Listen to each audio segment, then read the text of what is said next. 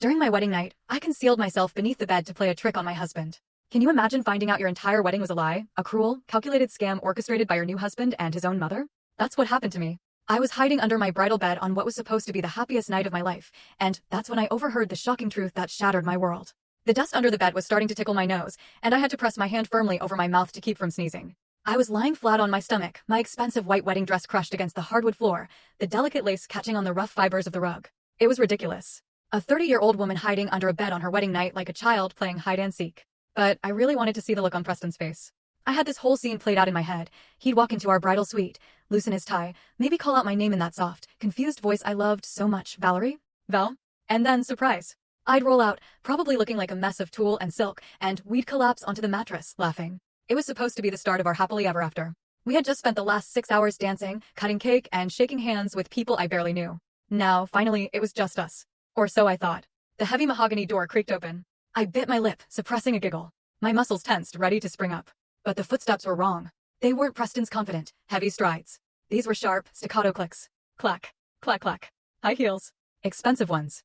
I froze. Through the small gap between the duvet and the floor, I saw a pair of silver designer stilettos stop right in the middle of the room. I recognized those shoes immediately. They belonged to Brenda, my brand new mother-in-law. Yes, Shanice, I'm in the suite now. Brenda's voice rang out, sharp and imperious. She wasn't whispering. She sounded like she owned the place. She put her phone on speaker and tossed it onto the bed, the very bed I was hiding under. The mattress springs groaned above my head, pressing down slightly. Did they leave yet? A tiny female voice asked from the phone. Preston is downstairs handling the final bill with the caterers. And the girl, well, who knows where she is? Probably in the bathroom fixing her cheap makeup, Brenda scoffed. She began pacing around the room. The clack clack clack of her heels echoed like gunshots in my ears. My heart hammered against my ribs. The girl. Cheap makeup. Just hours ago, this woman had hugged me, tears in her eyes, welcoming me into the family. She had called me a blessing. So, is it done? Shanice asked. It's done, Brenda said. The sound of a lighter flicking, followed by a long exhale. Smoke drifted down to the floor. The ring is on the finger. The license is signed. We've got her locked down, and she has no idea. Brenda laughed, a dry, cruel sound. Valerie is a simpleton, a country mouse. She thinks she hit the jackpot landing my son. She has no idea she's just a glorified placeholder. I felt the blood drain from my face. My hands turned ice cold. What was she talking about?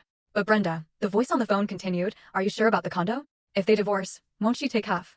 We have it all mapped out, Brenda replied, her voice dropping to a conspiratorial tone that made my stomach churn. They lived together for a year, maybe 18 months tops. Enough to make it look real. Then Preston starts the complaints.